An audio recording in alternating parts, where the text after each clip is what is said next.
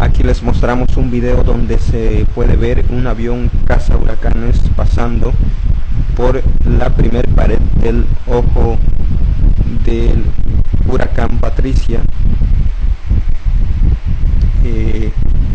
Dice los primeros 2 minutos se penetra en la pared del ojo del huracán. En los siguientes 2 minutos del video estamos pasando en medio del ojo del huracán, estamos adentro del ojo del huracán. Nuevamente en el siguiente minuto ya estamos ingresando a la pared, ya para salir y dejar el interior del ojo del huracán. Esto es un video sorprendente.